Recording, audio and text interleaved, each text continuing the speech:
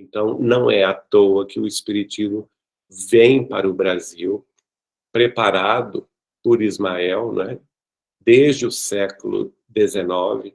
Os primeiros que vieram aqui para preparar o caminho do Espiritismo, que neste livro é chamado de movimento preparatório do Espiritismo no Brasil, são os médicos homeopatas, que vieram trabalhar no Brasil, provenientes da Europa, alguns que vieram encarnar no Brasil para desenvolver essa missão, e através dos seus transes mediúnicos de elevado alcance, eles vão trazer as noções também dos fenômenos das irmãs Fox em Hydesville, na América do Norte, né?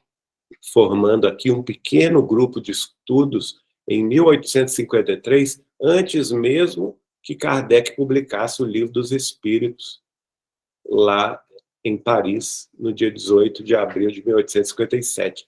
Então, veja, já houve toda uma programação preparando a alma do brasileiro para as questões de ordem espiritual.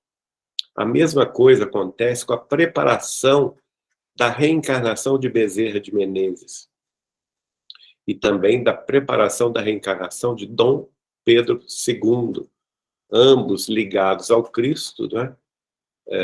Nós sabemos que Dom Pedro II, por informação deste próprio livro, tinha sido soldado Longinos, que presenciou a crucificação de Jesus, e nós sabemos que Dr. Bezerra de Menezes tinha sido Zaqueu, não é? O rico, que também conheceu e hospedou Jesus em sua casa. Então, Ismael prepara a reencarnação desses dois luminares, um no campo da administração e da política, como o imperador Dom Pedro II, o primeiro, e o segundo, com a missão de unir os esforços esparsos do espiritismo no Brasil e também da homeopatia, porque ele também foi um médico homeopata, não é? Ele também fazia receitas homeopáticas e depois da sua desencarnação vai, através de Chico Xavier, prosseguir nesse trabalho. Mas é interessante que quando Ismael prepara a reencarnação de Bezerra de Menezes, que se deu no estado do Ceará em 1831, ele lá no livro diz assim: antes dessa época, quando prestes a findar o primeiro reinado, Ismael reúne no espaço os seus dedicados companheiros de luta e, organizada a venerável assembleia, o grande mensageiro do Senhor esclarece a todos sobre os seus elevados objetivos e diz: irmãos, o século atual, ou seja, o século XIX, como sabeis, vai ser assinalado pelo advento do Consolador à face da Terra, que é a chegada do Espiritismo, que viria anos depois, em 1857. Nestes 100 anos, ou seja, os 100 anos do século XIX, se efetuarão os grandes movimentos preparatórios dos outros 100 anos, que hão de vir, ou seja, os outros 100 anos seriam o século XX. E nós vamos ver claramente que na primeira metade, né, nestes primeiros 100 anos, a partir de 1831 até 1900, a figura central do Espiritismo vai ser Bezerra de Menezes, uma vez que ele desencarna justamente no dia 11 de abril de 1900, e no século seguinte, os 100 anos depois dos primeiros 100 anos, que seria o século XX, é a figura central de Chico Xavier, a própria reencarnação de Allan Kardec no Brasil para dar cumprimento à segunda parte de sua missão, que havia sido revelada a ele em Paris pelo Espírito da Verdade, pelo Espírito de Dr. Demer e pelo Espírito também de seu espírito familiar, Zéfiro, né? Que a missão de Kardec não se restringia àquela vida, e que seria preciso ele voltar à Terra para concluir a segunda parte de sua missão. E certamente que no século XX é Chico Xavier quem vai se destacar nesta obra. É interessante que nessa palavra de Ismael, ele vai prever as dificuldades do século XX, quando ele diz: as rajadas de morticínio e de dor avassalarão a alma da humanidade no século próximo, ou seja, no século XX, dentro dos imperativos das transições necessárias, que serão o sinal do fim da civilização precária do Ocidente. Então, nós temos aí um grande esforço de Ismael para concentrar em Bezerra de Menezes a difusão do espiritismo, e, de fato, a partir de 1886, Bezerra faz isso.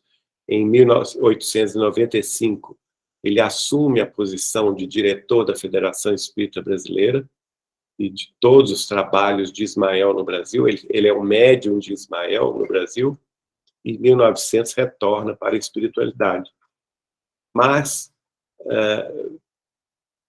no seu apostolado, ele deixa essa mensagem do Cristo, que havia sido transmitida, né, segundo o livro nos conta. Na pátria dos meus ensinamentos, o Espiritismo será o cristianismo redivivo na sua primitiva pureza. Veja bem, o Espiritismo, como dizia Chico Xavier para mim, é Jesus de novo para o coração do povo. Tudo que estiver fora disso é conversa fiada.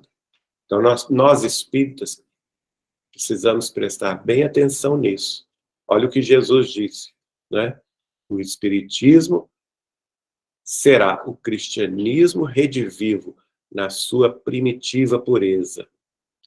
Podem as inquietações da terra separar trabalhadores, mas onde se ergue a flâmula luminosa, Deus, Cristo, amor e caridade, a obra permanecerá.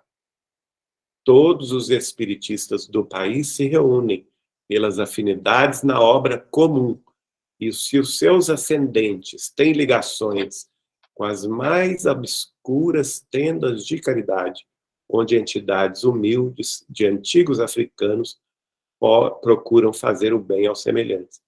Então, nessa passagem do livro, mostra aí que a nossa bandeira para o futuro, não somente desde a fundação desse movimento espiritista cristão no Brasil, com os esforços aí dos primeiros pioneiros, o principal deles sendo Bezerra de Menezes, no século XIX, mas depois, com a sua ampliação, com o trabalho de Chico Xavier, no século XX, hoje, nos princípios, primeiros anos do século XXI, mas principalmente para o futuro, a nossa bandeira tem de ser, né? A nossa flâmula luminosa tem de ser esta, indicada no livro: Deus, Cristo, amor e caridade. E aqui a palavra do livro diz, inclusive, que os nossos irmãos umbandistas também são convocados a essa missão, não é? As suas entidades humildes, dos pretos velhos, das mães Marias, que nos centros de Umbanda trabalham em nome do Cristo, também procurando fazer o bem aos semelhantes, estão dentro desta bandeira, dessa proteção: Deus, Cristo, amor e caridade. Embora, claro, nós espiritistas cristãos saibamos que a doutrina espírita tem os seus princípios básicos, e os centros espíritas seguem a sua orientação desde a codificação de Allan Kardec e os livros de Chico Xavier. Assim como nós conhecemos também o trabalho imenso dos nossos irmãos católicos e dos nossos irmãos crentes, protestantes, outras escolas religiosas que nós respeitamos, mas todos podemos reconhecer, sem sombra de dúvida, que todos trabalhamos para o mesmo Cristo, o mesmo Jesus, nosso Senhor, não é? No Reformador, que é o jornal mensal, a revista mensal da Federação Espírita Brasileira, em abril de 1920, o médium Albino Teixeira recebeu o espírito de Ismael e ele disse: a árvore do Evangelho, semeada há 2000 anos na Palestina, eu a transplantei para o rincão de Santa Cruz, onde o meu olhar se fixa, nutrindo no meu espírito a esperança de que em breve florescerá, estendendo a sua fronde por toda a parte e dando frutos sazonados de amor e perdão. E, de fato, isso aconteceu, porque 7 anos depois começaria Chico Xavier a trabalhar. E durante os seus, de 1927 a 2002, 75 anos de trabalho ininterrupto, nós recebemos uma chuva de bênçãos da espiritualidade maior.